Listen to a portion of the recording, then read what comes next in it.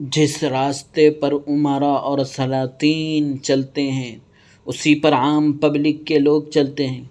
اس لیے شریعت اسلام نے امراء کو یہ تعلیم دی ہے کہ وہ صحیح راستے پر چلیں، ورنہ پھر ان کو دیکھ کر چلنے والا طبقہ بھی بددیانت ہوگا، قتل و غارت گیری کا دل دادا ہوگا۔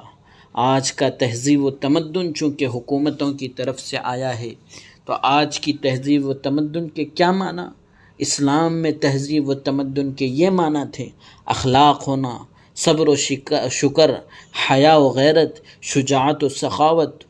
لیکن آج تہذیب کے معنی کلب گھروں میں جا کر ناچنا، عریانی اور ننگے پن کا مظاہرہ کرنا، فحش و بے حیائی کی باتیں کرنا آج کی تہذیب کے معنی ہیں۔